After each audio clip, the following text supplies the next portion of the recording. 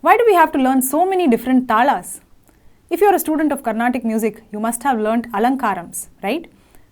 And when we learn alankarams, we learn them in 7 different talas. Ekatalam, Rupakatalam, Triputatalam, Matyatalam, Dhruvatalam, Jampatalam and Atatalam. So why do we learn all these different talas? Because ultimately once we start learning our varnams and kritis, most of the songs that we learn are either in Aditalam or Rupakatalam or in one of the Chapu talas, right? Like Misra Chapu or Kanda Chapu. So then why do we spend so much of time and effort in learning, say, Dhruvatalam or Jampatalam, whom we are never going to meet again in our future, most likely? So today I am going to tell you why it is so very important for us to learn all these different talas and how it actually helps us in the later stages of our music journey. Now when we practice exercises in different talas, it exposes us to different rhythm cycles. For example, the Aditalam that we learn is an 8-beat cycle, right? 1, 2, 3, 4, 5, 6, 7, 8. But on the other hand, let's say we learn Matyatalam in Chaturashra Jati. It becomes 1, 2, 3, 4, 1, 2, 1, 2, 3, 4. Or if we learn Atatalam in Khanda Jati, it becomes 1, 2, 3, 4, 5, 1, 2, 3, 4, 5, 1, 2, 1, 2. So in this manner, each new talam gives us a new cycle of repetition. Now why is this important for us to know? Now in future when you learn a varnam or a kriti, even though the composition may be in Aditalam, it is not necessary that all the patterns within the composition will also be following a 8-beat cycle always, right?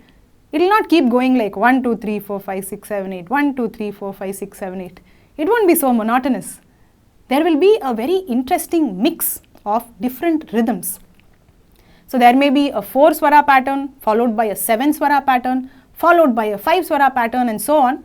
As long as it ultimately fits into the Aditalam, you can have any kind of rhythm, right? So for you to understand all this, for you to understand these asymmetrical rhythms within a song, it's very important that you should have practiced your alankarams really well in all the 7 talas in all the 3 speeds. The second reason why we need to practice so many talas is it greatly improves the coordination between our mind, our hand and our voice.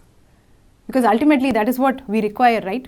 I see many students, when they are singing without talam, they sing with perfect shruti. But the minute the talam comes in, even if it is a simple Aditalam, the minute the talam comes in, the shruti goes all over the place. And that is because we need a much higher sense of focus and concentration when we are balancing the tala and the shruti. If we are simply singing without talam, it is an easier job for us. We only have to focus on shruti. But if we are playing the talam and singing, then we need to make sure both are perfect, right? So that requires double the concentration.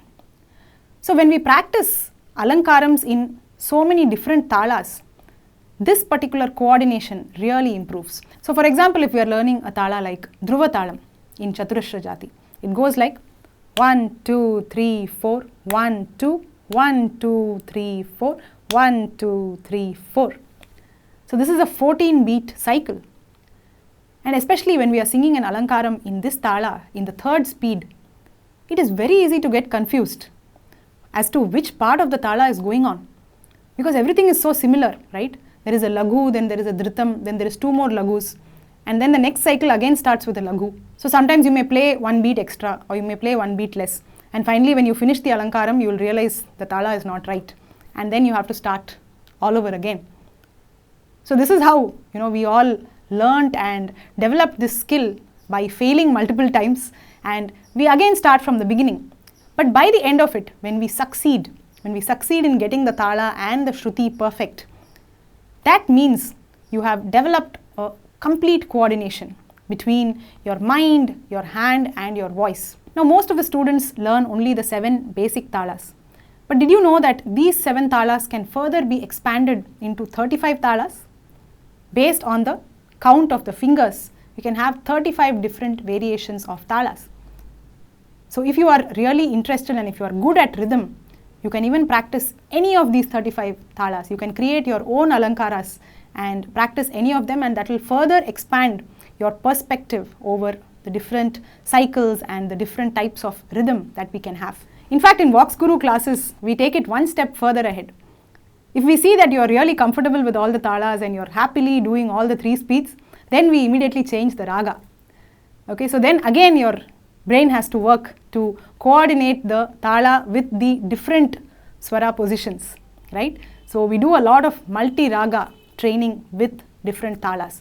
So that ultimately really heightens your sense of awareness, your sense of coordination, and when you sing compositions, you will find it a lot easier and you'll be able to sing effortlessly. Ultimately, that is the point of singing, right? It should be effortless. It should not look as if you're literally struggling to sing and you're trying to remember so many different things, you're trying to balance so many different things. It shouldn't look like that. The audience should feel that you are singing like a breeze. So that is what we train you for at VoxGuru. So if you want to get this kind of guidance and develop some very essential skills for your music, then please join our live curriculum in Carnatic music and voice culture. I have shared the WhatsApp link in the description. Just click it, say hi to us, and we'll get back to you with all our different programs, and no matter which level of singing you may be at, we definitely have something for you, and we'll understand your experience and accordingly suggest from where you can start learning. And I'll be eagerly waiting for you. Don't miss this opportunity to get on a very, very systematic and a very exciting musical journey with us.